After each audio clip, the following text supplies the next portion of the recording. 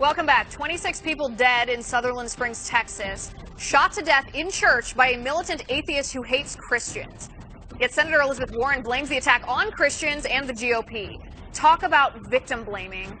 I'm Liz Wheeler, and this is my final point.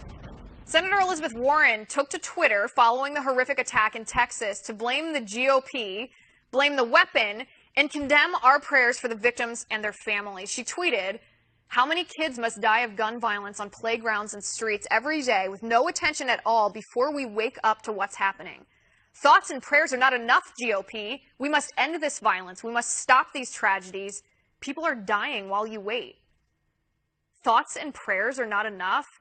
Yeah, forgive me if I'm not going to take spiritual guidance on taking action from the party who celebrates taking the lives of 1 million unborn babies every year. Senator Warren, all the victims of this attack were believing Christians who worshiped God, the Father, Son, and Holy Spirit. See, this is where you and I differ, where you are disconnected from the majority of the American people. You don't think praying is taking action. I believe prayer makes a difference. And so do millions and millions of Americans, including the Christians who were murdered for their faith in God at this church. Senator Warren goes on, "I'm heartsick for the victims, families, and community of Sutherland Springs, but I'm more than heartsick, I'm angry. How many more people must die at churches or concerts or schools before we stop letting the NRA control this country's gun policies?" Every place you mentioned, Senator Warren, churches, schools, concerts, and you might as well add to that list college campuses, temples, movie theaters, post offices, malls, elementary schools. All of those places are gun-free zones. Senator Warren, how many more people must die in gun-free zones before we stop letting Democrats who enacted those gun-free zones leave us vulnerable to evil men who want to kill us? Let me remind you, Senator, we have gun control already. Texas has gun control. Firearms are tightly regulated, and it was illegal for this attacker to be in possession of a firearm. Convicted felons are prohibited from possessing firearms, and guess what? This attacker was court-martialed in the United States Air Force, and that is equal to a felony. Did that stop him from waging his attack? No, it didn't, because laws don't stop lawbreakers. He broke the law as murderers do, because murderers don't care about the law. Gun control laws don't stop criminals from committing crimes, but gun control laws make innocent Americans sitting ducks. Senator Warren, you also didn't mention what stopped this attack. Why not? Why didn't you mention that this attacker was stopped by a legal gun-owning citizen who grabbed his own firearm and chased the attacker away? Why didn't you mention that? 1 week ago, liberals were beside themselves. It is shameful, they said, for President Trump to push his pet policies in the wake of a horrible tragedy. That's what you told us. But now, 26 people are dead, and the first reaction from Democrats is to shove their political agenda down our throats, to attack our beliefs and force us to mimic their talking points. That government is greater than God, prayer is for peasants, guns are the problem, and gun control is the answer. Well, Senator Warren, with all due respect, you could not be more wrong. And that's my final point. You can reach me on Twitter at Liz_Wheeler. If you liked the show, please send me an email at oann.com/contact. In the meantime, catch us here tomorrow at 9 p.m. Eastern. And until then, have a good night. Hey, welcome back to another Facebook Live. I haven't done one of these in a really, really long time. So good to talk to you all again. Thanks for everybody for tuning in. But I want to make 2 quick points about liberals and the whole gun control debate. Don't ever, ever, ever trust liberals, ever, on gun control for 2 very specific reasons. And don't ever forget these because they're important. Number 1, they lie to you all the time. They lie to you about gun control. I can prove it to you. Get into a debate with any liberal about gun control. One of the first examples they will cite to you is Australia. While simultaneously on Australia, citing the Australia example, while simultaneously saying they don't want to confiscate your guns. Folks, that's what happened in Australia. Now, I bring this up, and I covered this on my podcast today, the Dan Bongino Show. For those of you who aren't subscribers, go check it out. But I covered it in a little more length on my podcast today. What I find incredible is they'll actually contradict themselves on social media, apparently unaware that other people can see what's happening on social media. Newsflash to our liberal friends. It's not an email. It's social media. Other people can see it. So when you say to me and you respond to me on Twitter, "We're not looking to confiscate your guns. That's just you crazy conservative conspiracy theorists." And then you respond 5 minutes later saying, "But Australia was really great. Look what happened in Australia where they confiscated guns." That kind of says to me you're lying or you're just really stupid. There's no third option there. It's A or B, lying or really stupid. I'm not really sure what the third option would be. So they lie to you, so you have zero credibility. So this is kind of a cue for our liberal friends out there. This is the reason we tune you out on this gun control thing. Not to mention you politicize everything moments after the blood hasn't even been washed from the streets, and you maniacs are already over Twitter blaming us for it. We're not giving up our rights for you. Just because some homicidal maniac did this awful thing in Texas and other places, we have to protect ourselves too. We're not, what do you want us to pretend this all didn't happen?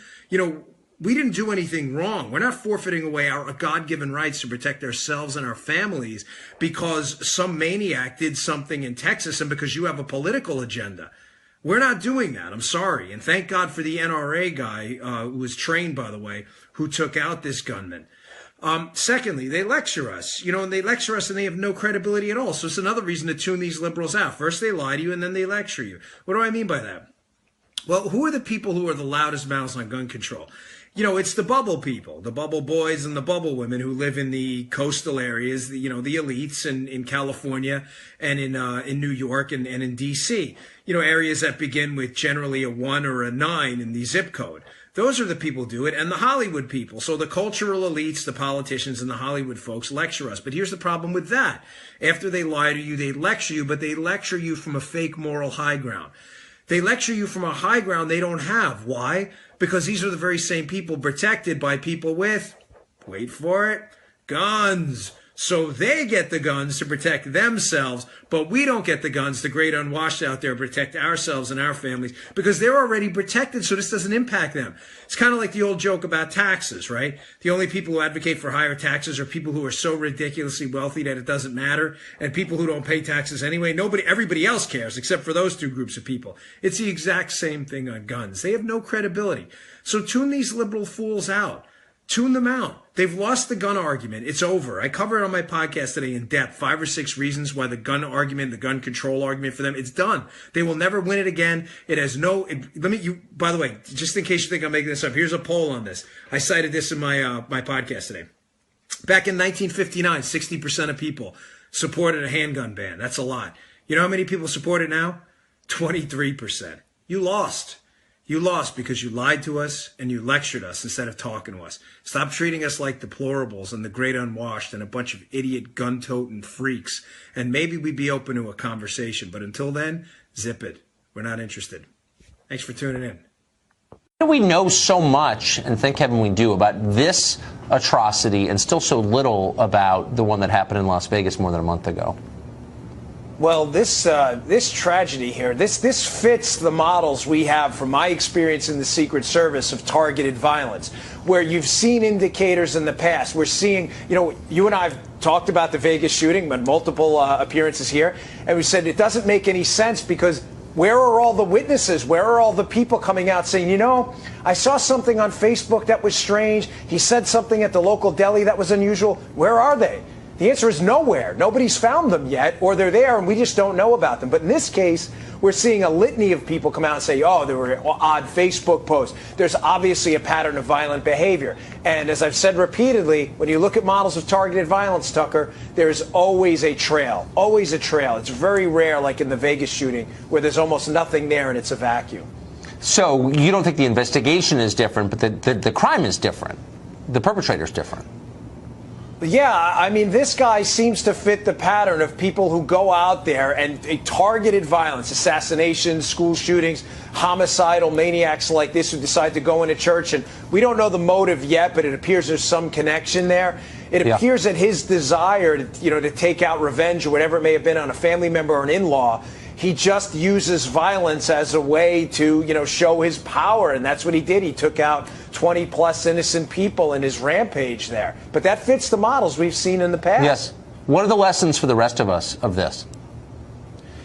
Tucker, it pains me to say this, but churches are inherently vulnerable places. You have the right to protect yourself. There are wolves out there. There's a big conflict of visions, if I can steal a line from Thomas Sowell here. The left seems to believe that we can somehow legislate the evil out of people's hearts. You won't. Do not be a sheep. If you are a church, if you are a synagogue, you are in a uniquely vulnerable spot. It pains me to say that, but we live in a different time. You have an ingress, an exit, and an entrance point in the back. Therefore, everybody comes out of the same spot. Right. Tucker, where's everybody's attention in church? Ahead. Where's the shooter going to come in? He's going to come in the back. You know, you also have the lack of cover or concealment. There's nowhere to hide. Why? Because people don't hide in church. They have to see what's going on in the altar. There's nowhere to go. It doesn't give me any joy in telling you that, but in 12 years as a Secret Service agent, if you were in a church or a house of worship, you have an obligation now to realize that we live in a different world. It's sad. These are black swan events. But the penalty for being involved in a black swan event like this is death. This has happened multiple times. You have to secure and harden up your location. I'm sorry I had to say that, but it is absolutely true. Are mourning those 26 people in Congress. They decided to take a moment of silence just to remember the babies, the moms, the dads, the kids that were killed there. And there was a representative from California that decided to walk out during the moment of silence, and he posted a video online explaining why. Here's a little of it from his Facebook. I can't do this again. I've been through too many moments of silences. In just my short career in Congress, 3 of the worst mass shootings in U.S. history have occurred. I will not be silent. What we need action. We need to pass gun safety legislation now. Behind me is the House of Representatives chambers. I urge us to pass reasonable gun safety legislation, including a universal background check law supported by 80% of Americans, a ban on assault rifles, and a ban on bump stocks. We need to do that. We cannot be silent. We need to act now.